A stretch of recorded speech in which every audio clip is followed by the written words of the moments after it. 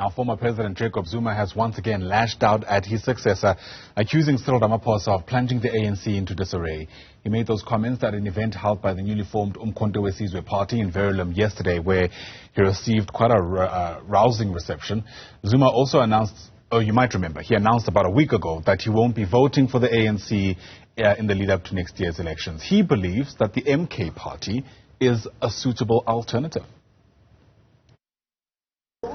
Sokusele inyanga ezimbalwa ukuthi kuyokhethwe. Ngitheke uma ngikhuluma ngitshenizo ngathi le ANC ephethwe uRamaphosa akuyona le ngiyaziyo. Into le umsebenzi wethu ukuresquisha i-ANC ngamanye amagama ukuyikhipha odakeni ukuyikhipha bayathanda abathandi. All right, let's get your reaction to this. As you can see there, Professor Sethulego Matebesi joins us via our video link. He needs no introduction here on Newzroom Afrika, political analyst with us via our connection there. And Prof, there are people who've watched and listened to what Zuma had to say yesterday who are convinced that the only appropriate response from the ANC now should be expulsion. Hi, good morning, Ayanda, and good morning to your listeners. Yes, I think what Zuma is doing, he's offering an incisive portrait of how to display power. And that power, unfortunately, display of power is not only undermining the current leader or leadership of the African National Congress, but it is actually a huge insult to the African National Congress, and action should have been taken. This is what we've been saying.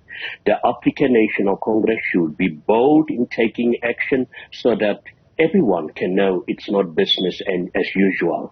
But this has become a custom of the African National Congress, dilly-dallying around issues, being afraid to take bold actions, and unfortunately the only organization that is suffering, it is the ANC.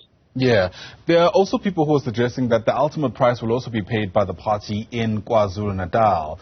And it's interesting for me because we've, for instance, covered many other Zuma-related stories where it seems on the surface that the former president simply doesn't enjoy as much support as he used to, for instance, at the beginning of his corruption trial. To what extent do you agree with that perception, that ultimately, if this goes ahead, if the status quo is maintained, the ANC, in KZN specifically, will take quite a beating at the polls next year?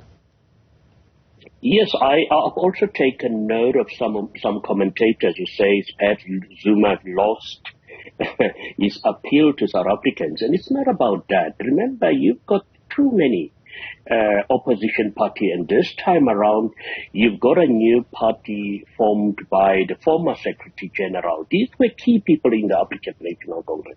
They might have lost power within the party, but fact of the matter is you create so much confusion, and we should never judge Zuma by the number of people who are attending these gatherings. You've got such huge ideological, and I would even say tribal, factions within the African National Congress that Zuma may just cause confusion. And I've also mentioned this in the past, that I don't believe that people would en masse now in case KwaZulu-Natal leave the African National Congress.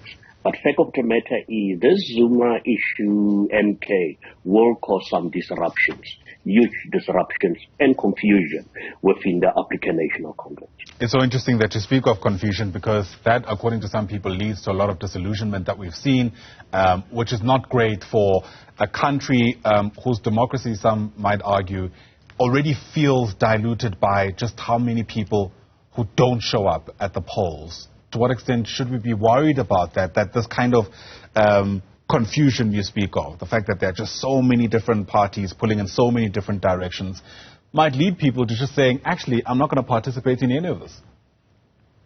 Yes, most definitely. And you don't need to be an African National Congress member. We've got a huge problem with our youth not participating in our mainstream politics. And yet you've got a key leader. Remember, Zuma needs to also to be judged not like an ordinary citizen. He has been the former president of this country. And one asks a lot of questions. Does he now say that a couple of months, say if this NK party gets a couple of seats or one or two seats in the UK's KwaZulu-Natal legislature, can members then turn out and say, yes, I'm a member of NK, but I want to vote for party X? I don't think these are the kind of conduct that you expect from a former leader, but there's a lot of anger. And sometimes people just don't understand when to let go. And that is a problem here.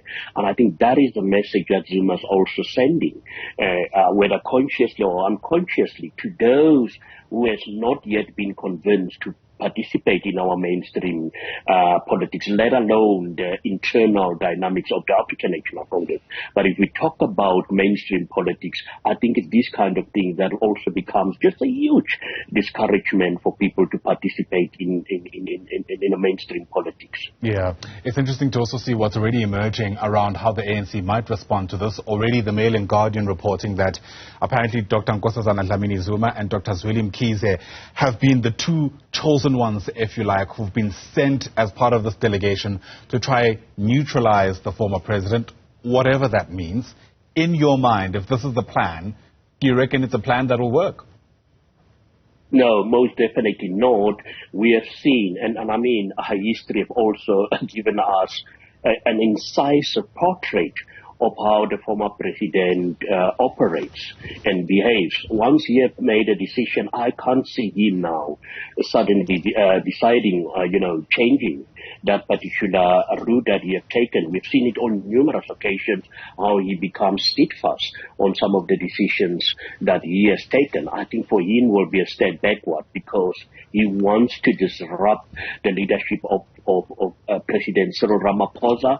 But at the end of the day, we all know after 2 or 3 years, President Cyril Ramaphosa will not be there as a leader unless if something huge happens that he now gets a third term. But what is going to happen to the party that he claims that he has spent his entire life, dedicated his entire life to? And these are some of the questions that we are asking about his sincerity about being a member of the African National Congress. Yeah, and the questions keep piling. Prof, to say that the next few months are going to be interesting is probably an understatement, but hopefully you'll be there with us as we make sense of it all. For now, let me thank you for your time, Professor Sethulego Matebesi, a political analyst.